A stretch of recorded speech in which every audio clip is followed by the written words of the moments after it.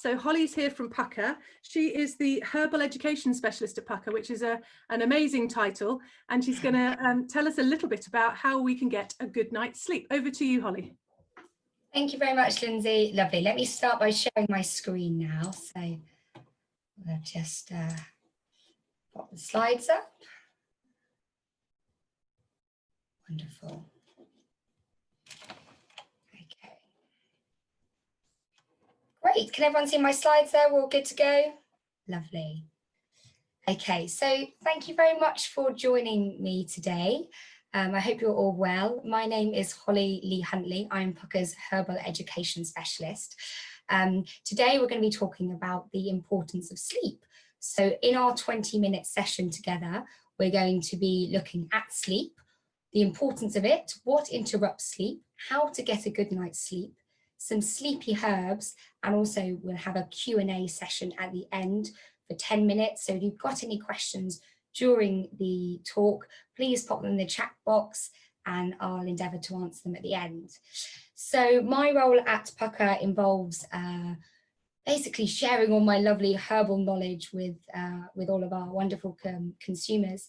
And I'm going to give a quick intro to Pukka. Many of you may know Pukka.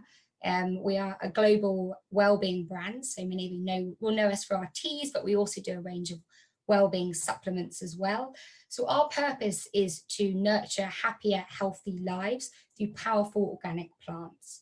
So we choose to operate in a way that regenerates, or in a regenerative way that benefits people, plants, and planet. So I'm just going to hide. There we go. That's great, lovely.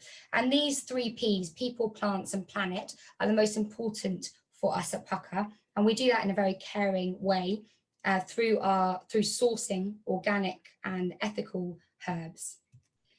So today our topic is about sleep. So I thought that I would share one of my favorite quotes from Matthew Walker. Matthew Walker is a neuroscientist that has written a brilliant book, Why We Sleep. And if you're interested in sleep and in sleep science, then I'd really recommend this wonderful book. It's a real deep dive into the world of sleep and how we can improve it. So sleep is the most single effective thing that we can do to reset our brain and body health each day.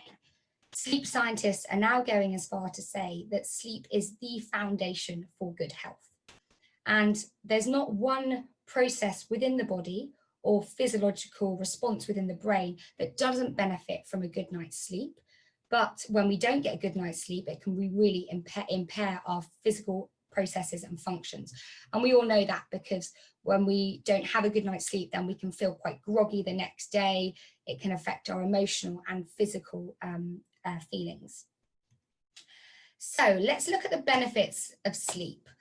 So the benefits of sleep are endless. We now know that there are huge amounts of sleep, huge amounts of benefits of sleep on the body and the brain. So this slide looks at 5 key functions of sleep, but there are many more. So first of all, sleep can improve memory. So when we sleep, our brain processes events from the day. It clicks the save button, essentially. So we're processing those memories, and it also reduces stress. It's a natural anti-inflammatory, and it can really enhance our immune system. So it recalibrates our immune system, it regenerates cells, gives us lots of energy. And sleep is a real performance enhancer. So it can boost mood and it can improve your physical health.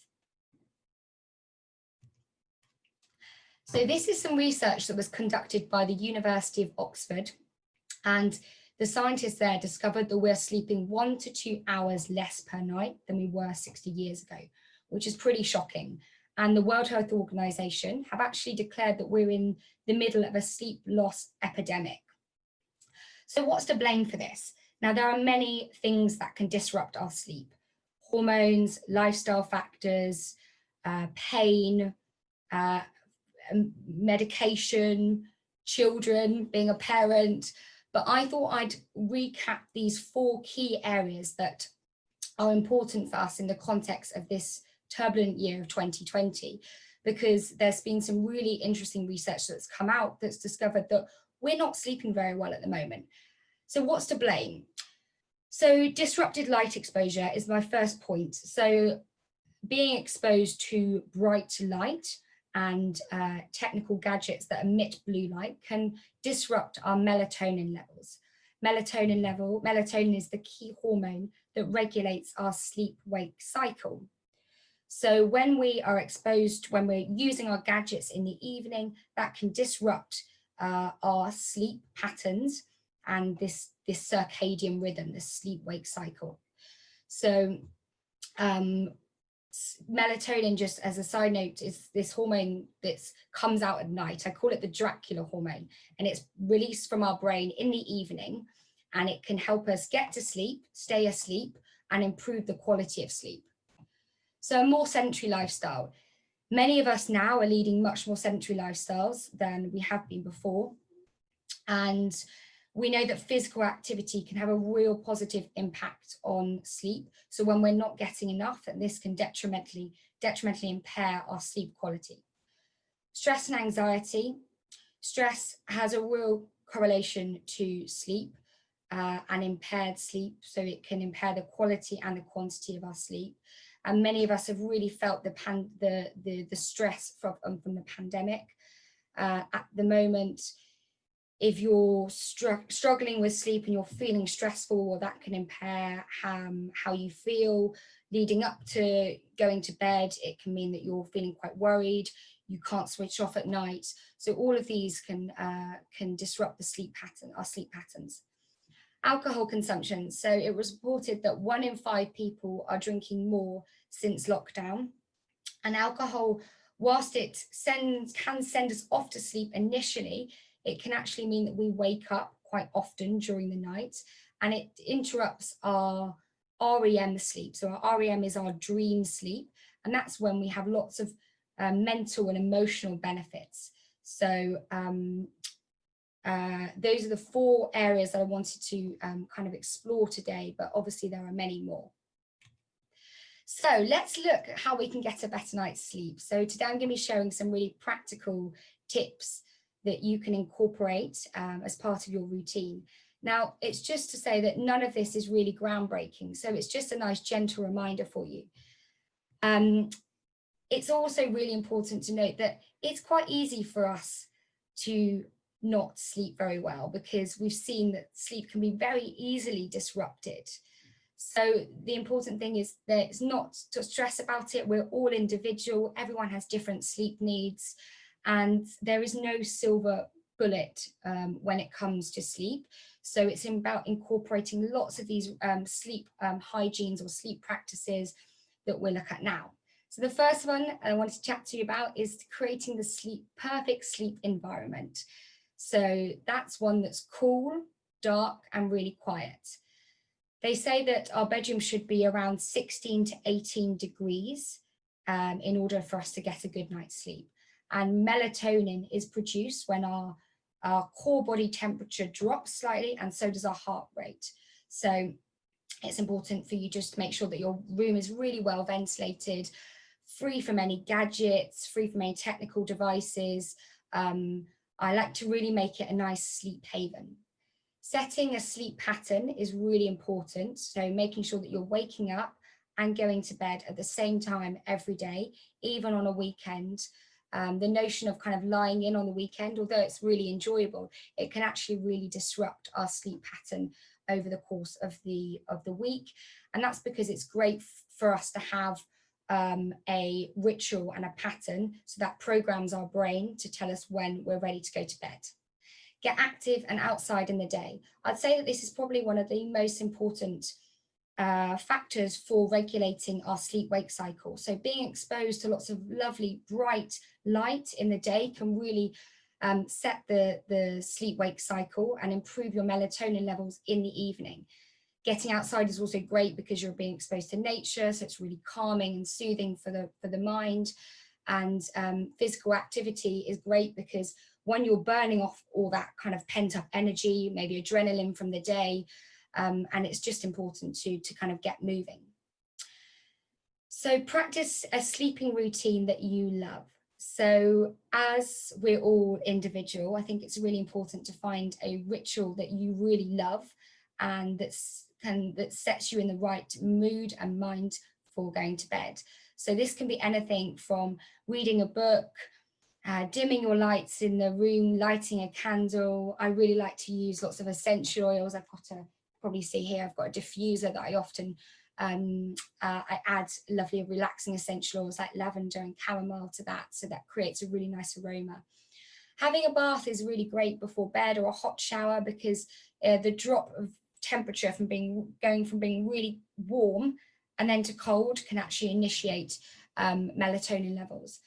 But, you know, finding something that works for you is really important. Minimizing caffeine, sugar, and alcohol. So caffeine's an interesting one because it's great in the morning to get us up, keep us going, wake us up. But actually it can, as you know, it's a stimulant, so it can impair our sleep quality.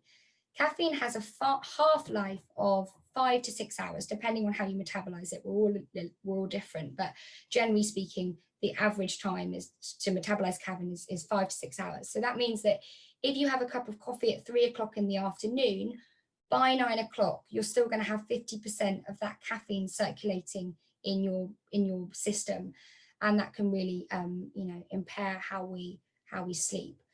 Sugar is a stimulant, and then we've seen from alcohol that it can impact the REM sleep. So that's the kind of the most restorative sleep alongside our deep sleep.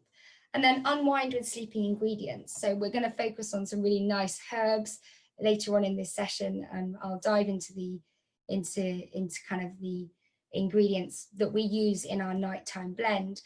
But food, and when you eat food, is really important. So looking at your diet, so I'd say that the best sleep promoting diet is one that is rich in lots of lovely protein, fats, vegetables, and also slow releasing carbohydrates. So when you look at your meal in the evening, it's really important to make sure that you've got lots of colourful plants on there. You've got good quality protein, so animal protein or plant protein. And animal and plant protein contain an amino acid called tryptophan, and tryptophan is a precursor to melatonin. So it's important that you get lots of protein in your diet to make sure that you're making adequate amounts of melatonin.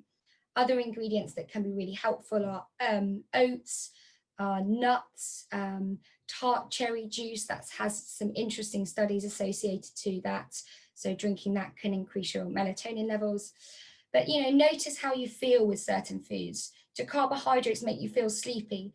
Carbohydrates and protein combined together often can help induce sleep. And that's because carbohydrates are rich in serotonin. They help us produce serotonin, which is our happy hormone, which is associated with calm and relaxation. And serotonin is also needed for the production of melatonin as well. So you can see here, there's kind of no silver bullet when it comes to your diet, but just really focusing on lots of plants, vegetables that are going to deliver those minerals and vitamins and nutrients needed to help you get to sleep. So let's talk about some sleepy herbs now. So these are there's loads of sleepy herbs, that's just to say first of all, but these are some of the herbs that we incorporate in our nighttime blend. So this is our nighttime blend here. So lots of you probably enjoy that as part of your bedtime routine. Let's take a look at these now to see which herbs can really help you unwind. So first one is chamomile, which is probably the most relaxing herb, well-known relaxing herb that's out there. Chamomile is wonderful for creating a real sense of overall calm and relaxation in the body. It can help to calm the mind and really reduce anxiety. And that's due to its essential oils. So the essential oils in chamomile have a very therapeutic effect on the body. They can help to reduce anxiety in the mind. And we at Pukka, we harvest our chamomile from various different places. Egypt is being one of the countries, and the growers make sure that they harvest it really early in the morning to ensure that the essential oils are not lost. So that means that when you drink a cup of chamomile tea, that when you drink it, you'll be ingesting lots of those essential oils that can be really helpful Chamomile is really great for children as well. So if you've got any children or teenagers that are struggling to sleep, then chamomile is a very safe and effective herb for sleep. And it's also wonderful for digestion. So if anyone's suffering from kind of an irritated digestion due to stress levels that can impact our sleep, then chamomile is a wonderful herb that you can try. So fair for life, let's talk about this. So chamomile is fair for life sourced. So Fair for Life is the gold standard of fair trading.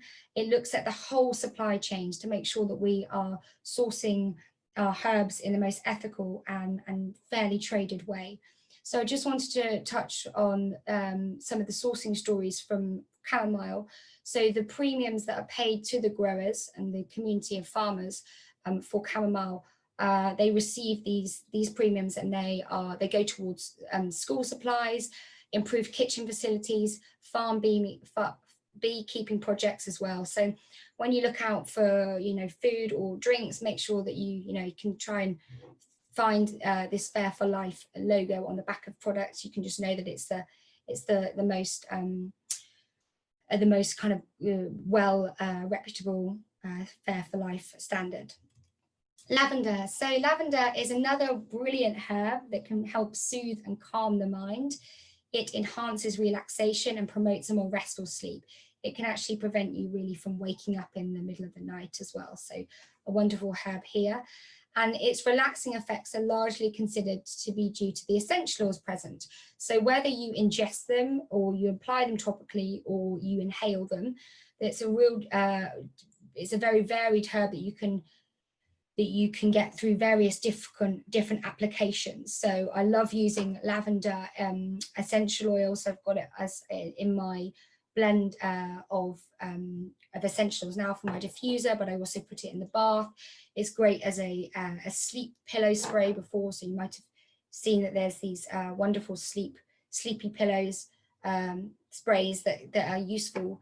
And it's also really nice to use tea bags in the bath as well. Chamomile before is a great one to use in the bath, so you can just pop the tea bags in the bath, maybe mix them with some Epsom salts that can also help relax. A really nice way to use tea bags. And our lavender is grown in the fields in Provence in France, probably one of the most famous areas to grow lavender. So that's lavender for you. Let's talk about lime flower now. So lime flower is a blend in our nighttime tea. It's probably one of the lesser known teas.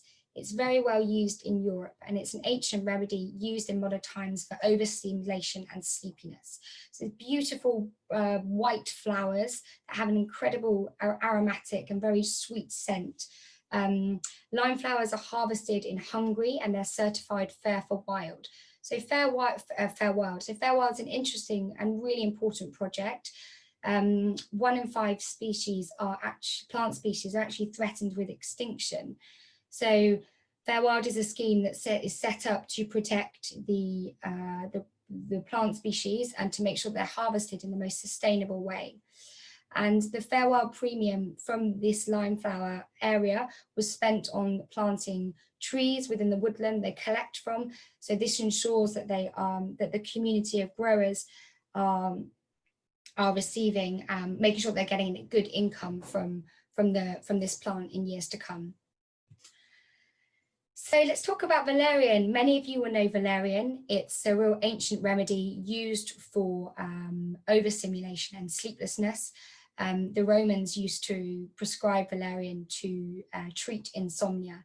And it's a really interesting herb. So we use the root of valerian, and it's derived from the Latin valeri, which means to be powerful, to be strong, and to be healthy. So before it was really used as a tonic, but now it's more used as a gentle sedative. So it has a real gentle sedative effect. It's particularly good for relaxing muscles. So if anyone suffers from restless leg syndrome, valerian is a wonderful herb to support that. Valerian is thought to work in various different ways, but one of the ways works is by promoting our GABA. So GABA is a neurotransmitter in the brain that is associated with relaxation and calm. So Valerian can really help to soothe and ground the mind before bed, and it can help with getting to sleep and also staying to sleep. So a nice fun fact for you is that valerian contains this really pungent essential oil, which is found in catnip.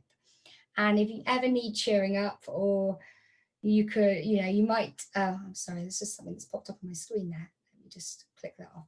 So if you ever need cheering up, I'd encourage you to head to YouTube and type in valerian and cats. And you'll see that valerian has a really strong effect on cats. It makes them go absolutely nuts. And many of you, I'm sure, of talking to Lindsay earlier, that her cat found out the nighttime box of tea and really got quite excited by it. So that's valerian. So valerian is found in our tea, but it's also found in our supplements as well. So our supplements are a much more potent, stronger form of herbs that are used for more chronic sleep conditions. Okay, so I'm coming to the end of our talk now, but I just wanted to introduce you to the Sleep with Ease program. So this is our free 7-day Sleep with Ease program that can really help to clean up bad habits.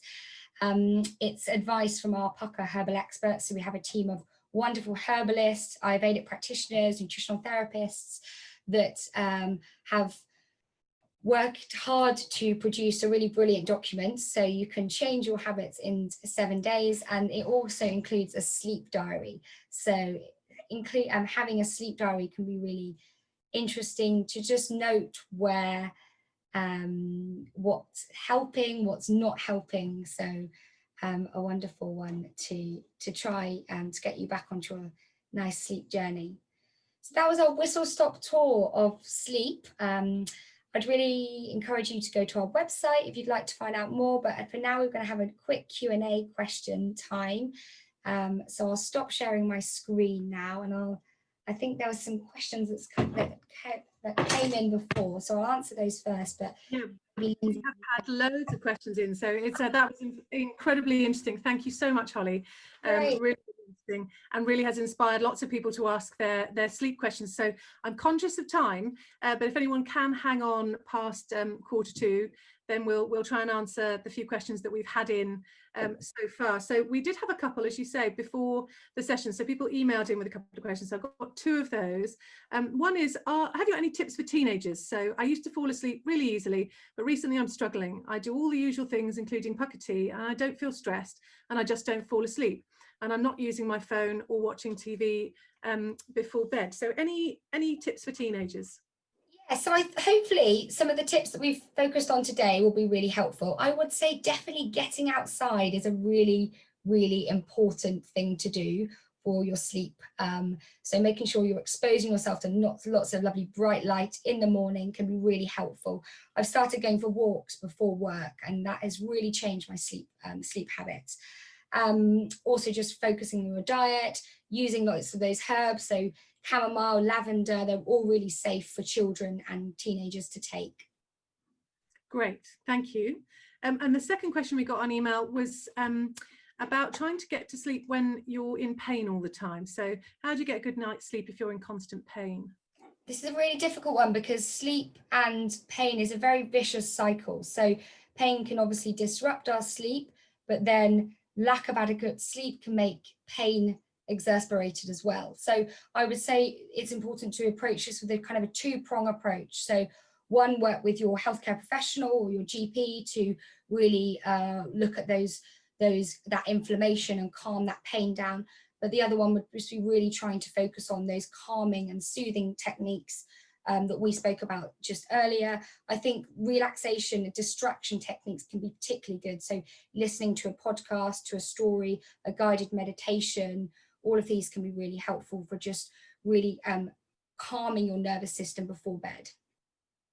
Fantastic. And then I have a question from Sarah, who's on the call here, just asking, what sort of time should you turn off all your screens before bed? Is it an hour? Is it 20 minutes? How long should we leave before we nod off? Yeah, brilliant question. They say about 2 hours before. But it really does depend on how stressed you are and your daytime ritual. I just wanted to introduce the idea of these blue light blocking glasses that I've actually recently purchased online. And these are really wonderful for blocking the blue light emission from your gadgets. I found these really helpful because we are living in a digital age at the moment, and I've definitely been finding that I'm using my phone a lot more to communicate with my family and friends, and this has been a really good investment. You can get them widely available on the internet. They're not expensive, they're about £10, so a great investment. Fantastic, thank you. The next question is from Fran, and somebody else has also got the same challenge, but sleeping better by day. So why am I sleeping better in the day? Because at night I'm not sleeping at all well. And how can I how do you get that rhythm back if you're sleeping in the day but not at night? So is that in terms of taking naps? So naps can be great, but I would say to try and avoid naps before after 3 o'clock in the evening, because we have this sleep pressure that builds up. And when we nap, essentially that reduces the sleep pressure. So in the evening, you might find it much more harder to get to sleep. So I'd say to really try and just stick to that same sleep pattern, try and go to bed and wake up at the same time every day, and just to not to nap for too long after 3 o'clock. Our next question, I think, is another one that a number of people have got, which is quality or quantity the thing we're aiming for with sleep?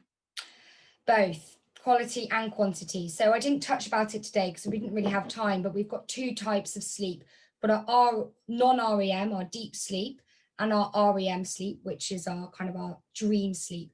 And it's really important that we sleep in all of those cycles. So we make sure that we improve our quality of sleep, because that can have a real impact on how we feel the next day. But sleep in terms of quality is everyone's different. You might need 7 or 9 hours. It's interesting, but trying to find out what works for you. And the tips that I've shared today will really help you to improve your quality of sleep. Fantastic. This is a question I really like. So Michael has asked us, I very rarely have trouble going to sleep, but I often dream quite differently. So that links to the REM thing you were just talking about there. Sometimes in a gentle way and sometimes a lot more intense. I feel less rested after the intense dreaming. Do food products like cheese affect dreaming, or is that an old wives' tale? And I'm sure we've all had that experience. Yes, I think it must be an old wives' tale, but there's no research that backs that up, as far as I'm aware. But it's interesting because we all react to foods differently. Lots of these foods can impact our tryptophan levels, which can help sleep as well. So that may make your sleep a little bit skew. But yes. No, that's really helpful. Thank you. I think dreaming is a thing we all notice. I had a really weird dream last night. So that was a question that I would have liked. I didn't eat any cheese. We also have another question as to why sleep is more of a problem during the menopause. So that's due to our hormone levels, our fluctuating hormone levels, and also can be due to our temperatures. So our body is incredibly sensitive to temperatures. So often if you're experiencing hot flushes in the menopause, then that will impair your ability to produce melatonin levels. So keeping your room lots of really cool and working on other techniques, there's some wonderful herbs that can really help to reduce hot flushes as well, and kind of regulate any hormonal transition as well. Great, thank you. And the next one is another one that I think resonates with people, because I've had this experience. So one question we've had in is, sometimes if I can't sleep, if I go downstairs and have a little snack, such as toast and butter, I can then nod off afterwards. Is there a reason for this? Yes, there is a reason for that. Now, blood sugar levels and sleep are really, really intertwined. So fluctuating blood sugar levels, either too high or too low, can impair your sleep quality. When your blood sugar levels are too low, then your body will release adrenaline to get you back up to that kind of level state. So people can find it helpful to have a snack before bed, especially if you're feeling quite stressed. I think it's important to have a snack before bed, because that can regulate your blood sugar levels, and also those carbohydrates will induce sleep. So having something like some oat cakes and some oat almond butter is a brilliant snack, combining carbohydrates and protein. That's a great tip, thank you. And then we've got one more sleep related question, and I've got another question to ask you just about Pukka tea at the end. So there's a question here about again from Michael. My flatmate can go to sleep but then wakes up really early and can't get back to sleep again. How does he break the cycle? So with this, I would say that it's really important to look at your stress levels and your adrenal glands. So there are some really wonderful herbs that you can take that have a very tonifying effect on the body, meaning that a kind of tonic effect can be very restorative. So ashwagandha is a wonderful herb that can help to really dampen down our stress and sustain your sleep quality. Fantastic. Thank you so much. And our last question was just about Pukka tea, because there's been lots of talk in the last couple of years about plastic in tea bags. And there was a question that came through just asking whether or not Pukka have plastic in any of their tea bags, or what the plans are if you do. Yeah, no, we don't use any plastic in our tea bags. We're really proud of that. I don't know if any of you've seen a recent BBC iPlayer documentary that looked at tea bags and plastic, and we came out really strongly on that. So yeah, absolutely no plastic in our tea bags. Everything is organic, even down to the string that we use that ties the tea bag up to the tag. So there's lots of level of care and appreciation that goes into our packaging. Fantastic. Thank you, Holly. You've been absolutely brilliant. I think we can probably all agree. It's been brilliant to chat to you, and hopefully we will all have an amazing night's sleep now, and that will all be down to you. So thank you very much for that.